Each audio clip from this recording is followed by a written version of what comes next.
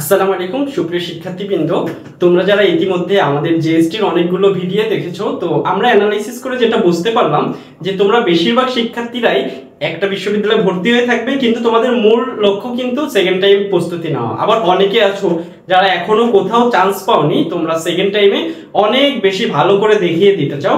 তো তোমাদের জন্য নোমর একাডেমি পরিবার একটা গাইডলাইন মূলক সেকেন্ড টাইমারদের জন্য একটা গাইডলাইন মূলক আমরা সেশন রাখছি, যেখানে আমরা ধারাবাহিকভাবে তোমাদের সেকেন্ড টাইম প্রস্তুতি কেমন হওয়া উচিত সেটা নিয়ে আলোচনা করব। তো তোমরা ইতিমধ্যে কিন্তু সবাই জানো যে তোমাদের অ্যাডমিশন লাইফের প্রথম পরীক্ষাটাই কিন্তু হয় মেডিকেল অ্যাডমিশন দিয়ে। এই জন্য আমাদের প্রথম ভিডিওটাই হলো যে সেকেন্ড টাইম মেডিকেল প্রিপারেশন। ঠিক আছে, তো আমাদের সাথে আজকে আলোচনার জন্য তোমাদের গোপালগঞ্জ মেডিকেল কলেজে অধ্যয়নরত আবির ভাইয়ের সাথে আছে। তো আবির ভাইয়ের মূল্যবান কথাগুলো আমরা শুনবো, সাথে আমরা আলোচনাও করব। তো চলো আর কথা না বাড়িয়ে আমরা শুরু করি যে আসলে সেকেন্ড টাইম তুমি যে প্রস্তুতি নিবা এবং সেকেন্ড টাইম যে তুমি পরীক্ষায় অংশগ্রহণ করবা, তো এটা আসলে বেনিফিট কি? তুমি তো কোনো বেনিফিট ছাড়া অবশ্যই কোনো কাজ করবে না। তো আমরা প্রথমেই তোমাদের সেকেন্ড টাইম মেডিকেল অ্যাডমিশনের আজকে অ্যাডভান্টেজটা একটু শুনে নিব আবির ভাইয়ের কাছে। আবির ভাই যদি বলতেন যে অ্যাডভান্টেজগুলো কি কি। সত্যি কথা বলতে গেলে সেকেন্ড টাইম যারা প্রিপারেশন নিচ্ছ, তোমাদের সবচেয়ে বড় অ্যাডভান্টেজ হলো টাইম। তোমরা অনেক সময় পাচ্ছ ফার্স্ট টাইম মার্কের থেকে। আর সেকেন্ড যেটা বলতে চাই সেটা হলো কি, তোমাদের বর্তমানে 5 মার্কের পরিবর্তে মাত্র 3 মার্কস কাটা হবে। এটা আগের বছরও সেম ছিল, কিন্তু ওরা একেবারে প্রিপারেশন নেওয়ার সময় জানছে, তারা হয়তো ওইভাবে প্রস্তুতি নিতে পারি না, তাই না? আর আরো একটা যদি তুমি বলতে চাই সেটা হলো কি, জিপিএ মার্কের উপর নির্ভর করে। কি তোমাদের কিন্তু এইচএসসি পরীক্ষা দেওয়া আছে, মোটামুটি যারা জিপিএ ঠিকই আছে প্রিপারেশন নিচ্ছ তাদের তো আর কোনো প্রবলেম নেই। কিন্তু বর্তমানে যদি তুমি কোশ্চেন প্যাটার্নের দিকে খেয়াল করো, দেখবা বর্তমানে কোশ্চেনগুলো অনেক স্ট্যান্ডার্ড হয়ে যায়। বিশেষ করে যারা এসএসসি পরীক্ষা ইতিমধ্যে দিল, যে ওদের কোশ্চেনগুলো কিন্তু একটু ডিফিকাল্ট ছিল। তা আবির ভাই কি মনে করেন যে এবারে এইচএসসি তো কোশ্চেনটা কি সেম প্যাটার্নে আসবে, কারণ সরকারের পরিবর্তন হয়েছে? তো যদি ওইটা আরেকটু বলতেন।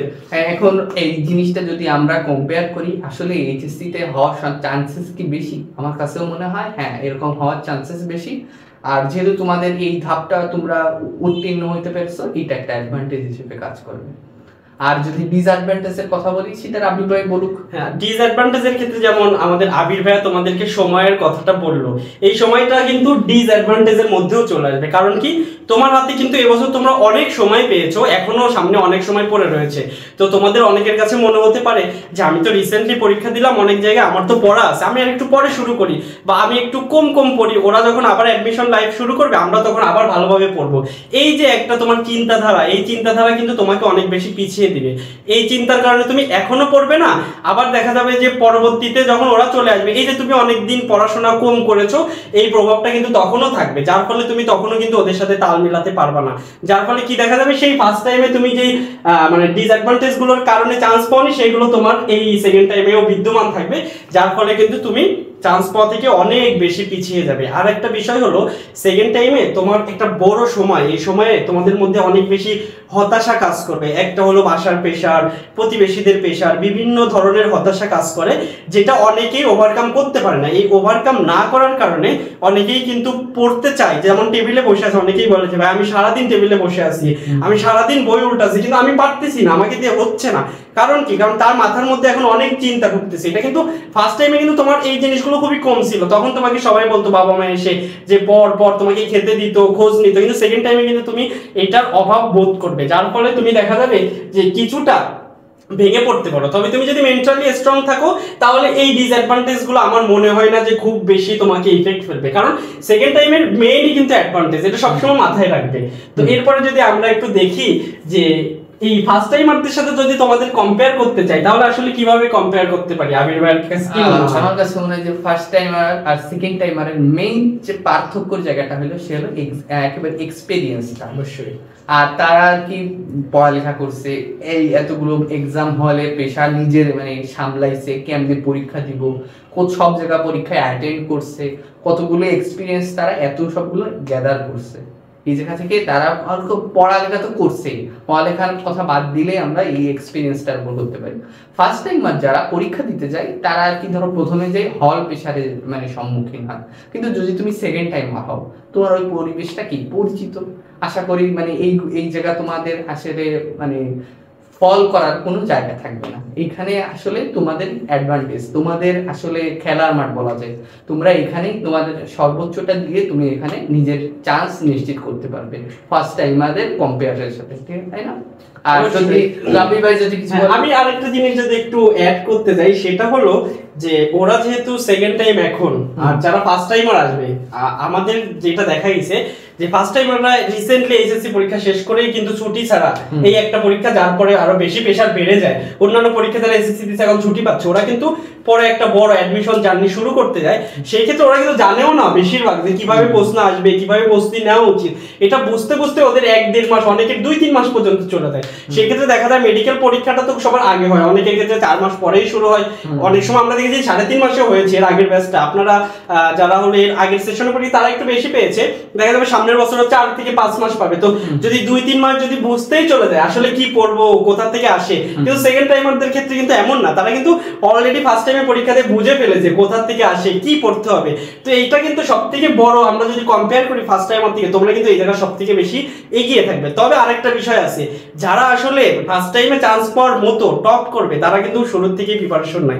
তো নিজেদেরকে এত বেশিও এগিয়ে রাখলে চলবে না যে আমি মনে অনেক বেশি এগিয়ে আছি, কারণ যারা আসলে ক্র্যাক করার মতো তারা কিন্তু অলরেডি করে ফেলছে, খালি ওরা সময়টা অতিবাহিত করবে আর ফার্স্ট সেকেন্ড থার্ড হয়ে যাবে আর কি।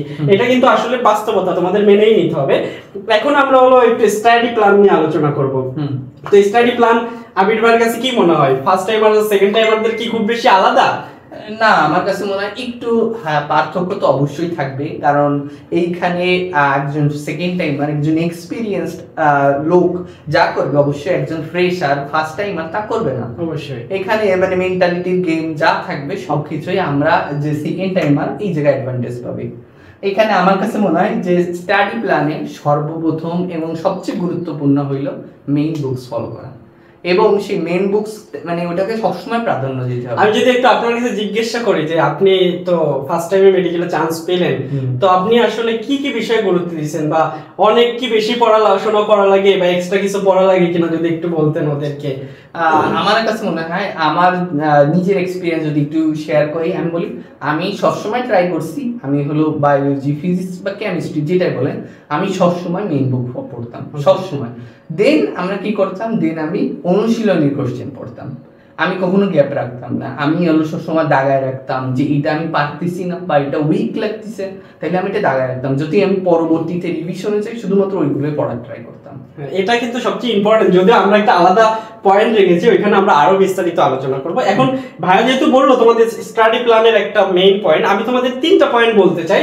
সেটা হলো, ভাইয়া তো পড়াশোনা কিভাবে করবে সেটা বললো, আমি তোমাদেরকে 3টা জিনিস বলি। একটা হলো তোমাদের সেকেন্ড টাইমারদের স্টাডি প্ল্যানের ক্ষেত্রে ফার্স্ট টাইমারদের কি পার্থক্য হবে সেটা যদি আমি প্রথমেই বলি। তোমাদের শুরুতে, ওরা এখনো এইচএসসি পরীক্ষা কিন্তু শুরু হয়নি, তোমার এই সময়ের আগে তোমার কি কি গ্যাপ আছে সেই গ্যাপটাকে তোমাকে আইডেন্টিফাই করতে হবে, এবং ওই গ্যাপটাকে আইডেন্টিফাই করলে শুধু হবে না, তোমার এই সময় তুমি যত দ্রুত পারো তোমার গ্যাপটাকে তোমার ফিল আপ করতে হবে। আর সেকেন্ড আমি যেটা তোমাদেরকে বলবো যে তোমাদেরকে রেগুলারিটি মেনটেন করা লাগবে। তুমি প্রত্যেকদিন পড়াশোনার টেবিলে বসতেছো কিনা, শুধু বসলেও হবে না, তুমি ইফেক্টিভ পড়াশোনা করতেছো কিনা এটাকে তোমাকে এনশিওর করতে হবে। আমি যারা আসলে শুরুর দিকে একটু এমন হইতে পারে যে তোমরা 5 থেকে 7 ঘন্টা, হ্যাঁ তোমরা শুরু থেকে পড়তে পারো, এইভাবে আস্তে আস্তে সময় বাড়াইতে পারো, তবে এক সময় এসে তোমাকে 7 থেকে 10 ঘন্টা অবশ্যই ইফেক্টিভ পড়াশোনার মধ্যে থাকতে হবে যদি তুমি সেকেন্ড টাইম হয়ে থাকো। আর একটা বিষয় হলো যে তোমাকে রেগুলার বেসিসে প্র্যাকটিসটা চালিয়ে যেতে হবে। তুমি আসলে শুধু পড়াশোনা করলে হবে না, তোমাকে কিন্তু পড়াশোনার সাথে সাথে তোমাকে প্র্যাকটিসটা অনেক বেশি করতে হবে। ফার্স্ট টাইমাররা কিন্তু বই পড়বে, তোমার অলরেডি বই পড়া শেষ, তুমি এখন বই পড়ার পিছনে কম সময় দিবে। কম সময় বলতে এইটা না ওই আগে যেমন 10 ঘন্টা 12 ঘন্টা বা 15 ঘন্টা ধরে একটা চ্যাপ্টার পড়তে, এখন কিন্তু এটা করলে চলবে না। এখন তোমাকে দ্রুত রিভিশন করতে হবে, কিন্তু অবশ্যই বই পড়তে হবে। বইটাকে ওই সময়টাকে সেভ করতে হবে, আগে 15 ঘন্টা লাগতো, এখন আমি কিভাবে সেটাকে 5 ঘন্টায় রিভিশন করতে পারি। টাইম ম্যানেজমেন্ট অবশ্যই ভালো মতো মেইন বই তুমি অবশ্যই ফোকাস করবে, তবে ওইখানে সময় কমায় আনতে হবে। এবং ওই সময়টা বাকি সময়টা তোমাকে প্র্যাকটিসে কাজে লাগাইতে হবে। প্রত্যেকটা অধ্যায়ের 500 থেকে 1000 বড় বড় চ্যাপ্টারে যদি আমি অর্গানিক কেমিস্ট্রি বলি, তুমি 1500 কোশ্চেন সলভ করো, তাহলে একটা কোশ্চেনও তোমার এর বাইরে থেকে আসার চান্সই না। আমার মনে হয় হুবহু কমন করবে আর কি। মেডিকেলে চান্স পেলে তোমার 70% মার্কই এনাফ আমার যতদূর মনে হয়। কোশ্চেন যেমনই হোক না, কারণ মাঝে মাঝে একটু বেশি হইতে পারে, তবে এর থেকে কমই হয় নরমালি আমরা যদি দেখি। এর আগের বছরে একটু বেশি হয়েছে। হ্যাঁ, একটু বেশি। কোশ্চেন যদি খুব বেশি সহজ হয়ে যায় সেক্ষেত্রে তো অবশ্যই বাড়বে আর কি। হ্যাঁ, তো এইটা হলো তোমার হলো স্টাডি প্ল্যানের মধ্যে আমরা মোটামুটি তোমাদের বলার চেষ্টা করছি। এই পয়েন্টগুলো যদি তুমি ফোকাস করো। আরেকটা জিনিস ভাই বলতে চাই হলো কি, এখানে তাদের মেইনটা যেটা রাখতে হবে যে রিভিশনটা অবশ্যই টাইম মেইনটেইন করে করব এবং বেশি বেশি এমসিকিউ প্র্যাকটিস করব, যেটা ভাই অনেক আলোচনা করলো। একেবারে এটা হলো আমি খুবই সংক্ষেপে বলে দিলাম, এইটা অবশ্যই খেয়াল রাখবে। এইটা যদি তুমি খেয়াল রাখতে পারো, আমি এনশিওর করতে পারি তোমাদের 60 থেকে 80% প্রিপারেশন হয়ে গেছে, আর কিছু দরকার নেই। আর বাকি খেলা হলো মেন্টালিটি, বুঝতে পারছো? এটাই সেকেন্ড টাইম মেন্টালিটি ম্যান। এখন হলো আমরা যদি দেখি যে track your progress or exam mark, তুমি এই জিনিসটাকে কিভাবে সাজাবে, তো আবির ভাই বলেন জিনিসটা। এখানে হলো কি, আমি আর কি নিজে অনেক স্ট্র্যাটেজি মাইন্ডিক মানে ফলো করার ট্রাই করতাম। আমি সবসময় ধরো আমি হলো যে জায়গায় এক্সাম দিতাম সেই কোশ্চেনটা পুরো আর কি সব দাগাইতাম মোটামুটি। দেখানোর পরে এবারে অ্যান্সার যখন দিচ্ছে আমি কি গোল্লা দিয়ে রাখতাম যে কোনগুলা আমার মেইনলি ভুল গেছে। আর আমি যখন দাগাইতাম তখনই পাশে একটা চিহ্ন দিয়ে রাখতাম যে এটা হলো কনফিউজিং বা উইক, মানে আমি এটা আসলে পুরো ক্লিয়ার না যে এটা কি ঠিক নাকি এটা ভুল। এমনি একটু আন্দাজ করতে পারতেছি এইটা হয়তো হইতে পারে ওইরকম। আমি এটা মার্ক করে রাখতাম যে ভাই এটা আমি এখনো পুরোপুরি শিওর না, তাই না? আমি এখানে মার্ক করে রাখার মাধ্যমে যেন কি পড়তাম ওই অংশটুকু, খালি ওই অংশটুকু। আর ধরো আমি যদি আলোচনা করি হাইড্রার ধরো কি অনেকগুলো চলন আছে না, ওই যা বলো কি কোনটা হলো ধীরগতির চলন, ধরো আমার এক্স্যাক্টলি খেয়াল নেই যে আমি কি পড়তেছি, যে সমারসল্টিং নাকি অন্যগুলো, যে এটা তো ডিগবাজি হতে পারতো বা আমাদের লুপিং অনেক কিছু হইতে পারে না।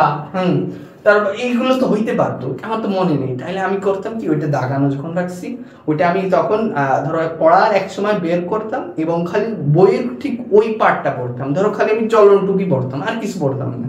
ওইটা কমপ্লিট করে আমরা সামনে আগাইতাম। এরকম কোশ্চেন যখন আমি সলভ করতে করতে করতে করতে আগাইছি, তখন আমার সেই মানে বলতে গেলে উইক পয়েন্টগুলো প্রায় নেই, মানে সলভ হয়ে গেছে। মানে আমার যে উন্নতিগুলো আমি যেমন পরীক্ষার খাতার নাম্বারে দেখলে বুঝতেছি, প্রথমে যে নাম্বার আসতেছিল তার থেকে প্রায় 10 মার্ক বেশি আসতেছিল। তার কারণই হলো এইভাবে আমরা এই যে ট্র্যাক করতে পারি। আমরা তো এই যার সেকেন্ড টাইমার আসি, মোটামুটি আমরা তো পরীক্ষা দিয়েছি, আর বিভিন্ন কোচিংয়ে হোক বা আমরা মেডিকেলে হোক বিভিন্ন পরীক্ষা দিয়েছি। ওইগুলো ধরো আমরা নিজেরা দরকার হলে বা এখন থেকে যারা পরীক্ষা দেবো সামনে ওইভাবে আমরা ট্র্যাক করবো, দাগায় রাখবো।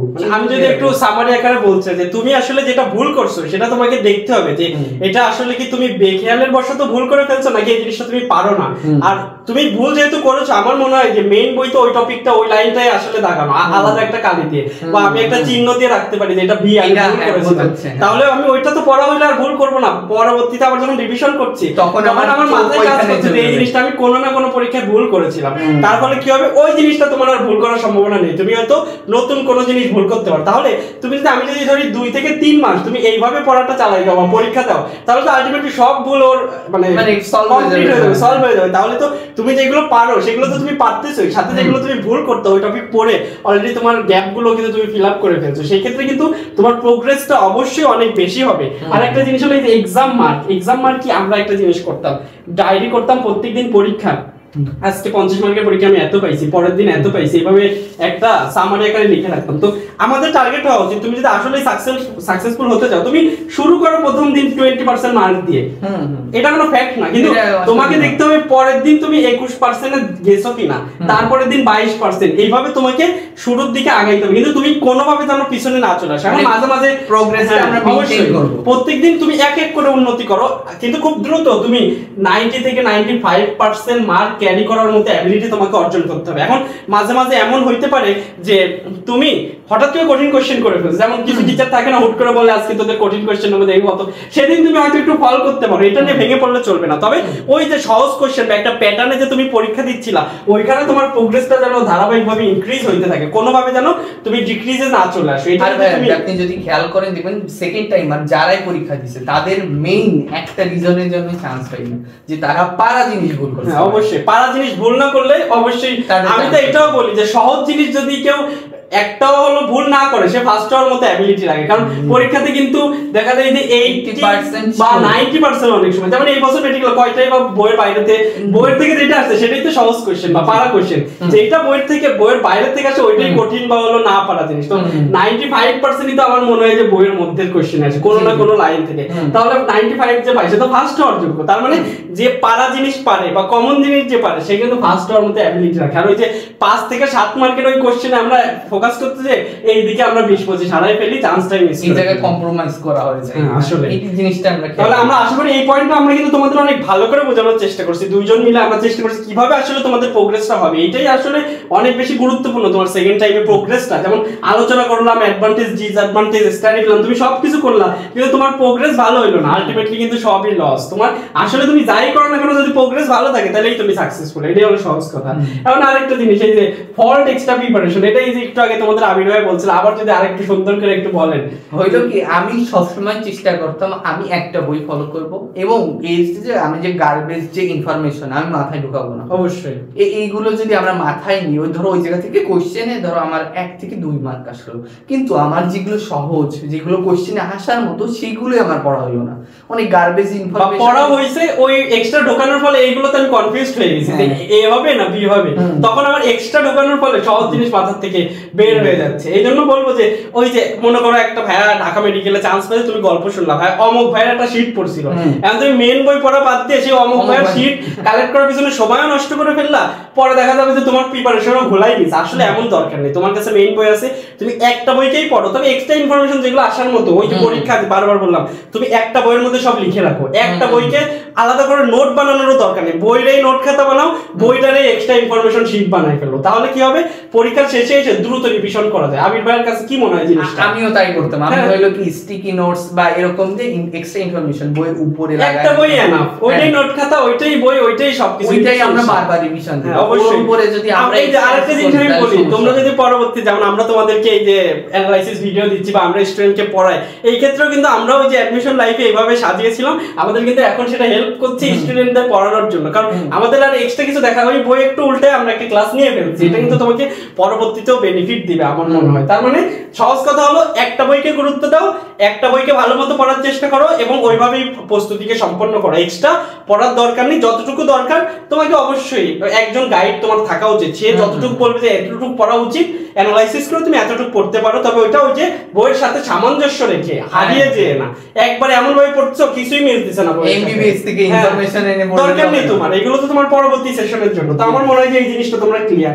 আর একটা হলো যে অ্যাভয়েড নেগেটিভিটি, এটা কিন্তু আমরা একটু আগে বলেছি। এখন আসলে দেখো তোমরা যেটা আসলে অনেক গুরুত্বপূর্ণ, তুমি ফার্স্ট টাইমে চান্স পাওনি, তোমার বাবা মা তোমার পিছনে অনেক টাকা খরচ করেছে বা তারা অনেক কষ্ট করেছে, তারা বলছে এত, হ্যাঁ আসলে কিন্তু এটা হওয়া উচিত, তারাও চায় যে আমার ছেলে বা আমার মেয়েটা একটা ভালো জায়গায় পড়ুক, বা অনেকেই কোশ্চেন করে বিশেষ করে এই টাইমে যে আপনার ছেলে কোথায় চান্স পেয়েছে, তখন কিন্তু তাদেরও বলতে মন চায় যে কোনো একটা জায়গায় চান্স, তারা যখন প্রতিনিয়ত এটার উত্তর দিতে ব্যর্থ হয় তাদের কিন্তু তখন খারাপ লাগা কাজ করে, সেটা এসে দেখা যায় যে তোমার বাবা মারা তোমাকে এসে একটু বকাবকি করতে পারে। আমি বলবো তোমার বাবা মার বকাবকিটা এই সময় তুমি অবশ্যই সহ্য করবে, কারণ এখানে তোমার ব্যর্থতা অবশ্যই ছিল, এটাকে তোমাকে মেনে নিতে হবে। আর একটা জিনিস হলো প্রতিবেশীরাও প্রচুর পরিমাণে কথা বলে, তোমার কানে আসতে পারে বা তুমি কোনো মাধ্যমে শুনতে পারো, যেটা তোমার সেকেন্ড টাইম প্রস্তুতিটাকে ব্যাঘাত সৃষ্টি করতে পারে। তো আমি সেক্ষেত্রে বলবো যে একটা জিনিস, তুমি এমন একটা জায়গা সিলেক্ট করো, সবচেয়ে ভালো হয় এই টাইমে বাসার থেকে বাইরে যেয়ে পড়া। আর যদি এমন থাকে যে না আমি বাসার মধ্যে থেকে পড়াশোনা করতে পারবো, কোনো দিকে ফোকাস করবো না, মানে তুমি ওই যে আমরা যেটা বলি না শুনেও না শোনার ভান ধরা, আসলে এমন শুধু শুনেও না শোনার ভান ধরলে চলবে না, মস্তিষ্ক পর্যন্ত যাইতে মানে দেওয়া যাবে না, তুমি মস্তিষ্কে ঢুকাই ফেললে হরমোনাল ক্রিয়া কিন্তু শুরু হয়ে যাবে, তখন তোমার হরমোন রিলিজ হলে কিন্তু অটোমেটিক্যালি তোমার খারাপ লাগা, ওই যে অ্যাড্রেনালিন এগুলো তোমার ক্ষরণ হবে আর কি, তখন তুমি কিন্তু কি হবে বলো তো, তখন তুমি কিন্তু একবারে লুজ হয়ে যাবে। এই জন্য আমি বলবো তোমাদের বেশি বেশি করে হলো কলা খাবা, তাহলে কলা খাইলে কি হবে বলো তো, আবার ডিমও খাবা, হ্যাঁ তাহলে দেখবা যে মন ভালো থাকে, কলা এবং ডিম যদি খাও তাহলে মন ভালো রাখতে তোমাকে হেল্প করবে, এইগুলো সেরাটোনিন ক্ষরণ করে। আশা করি তোমরা সবাই এটা অ্যাপ্লাই করতে পারো। তো এতটুকু আমাদের আলোচনা। আর এই যে লাস্টে যে লাইন দেখো, success is the best revenge, তুমি যদি প্রথম মেডিকেল তোমার অ্যাডমিশন সেকেন্ড টাইমে মেডিকেলে ভালো করে দেখাই দিতে চাও, তোমার কিচ্ছু বলা লাগবে না, তুমি জাস্ট তাদের সামনে দিয়ে যারা তোমাকে কথা শোনাচ্ছে তাদের সামনে দিয়ে সুন্দর মতো হেঁটে যাবে, এটাই তোমার জবাব। বা এক দুইটা মিষ্টি নিয়ে তুমি তাদের কাছে দিয়ে আসবা, এটাই তোমার জবাব। তো আমি আশা করি যে তোমরা যারা আমাদের এই ভিডিও দেখেছো অথবা নোমর একাডেমির সাথে আসো এবং সেকেন্ড টাইম প্রস্তুতি নিতে চাও, তোমরা অবশ্যই অনেক বেশি ভালো করবে, আমাদের কথাগুলো মেনে চলবে। আর আমরা কিন্তু বলেছি যে আমরা ধারাবাহিকভাবে তোমাদের সেকেন্ড টাইম সেশনটাকে কন্টিনিউ করতে চাই। তো এই জন্য তোমরা আমাদের চ্যানেলটাকে সাবস্ক্রাইব করে রাখতে পারো। যারা ফেসবুক থেকে আমাদেরকে দেখছো তোমরা আমাদের চ্যানেল আমাদের ফেসবুক পেজটাকে হলো তোমরা ফলো দিয়ে রাখতে পারো এবং নোটিফিকেশন অন করে রাখতে পারো, যাতে আমরা ভিডিও দেওয়ার সাথে সাথে তোমরা কিন্তু পেয়ে যেতে পারো। তো আজকে এই পর্যন্ত, আবারও দেখা হবে তোমাদের সাথে নতুন কোনো ভিডিওতে। আসসালামু আলাইকুম ওয়া রাহমাতুল্লাহ।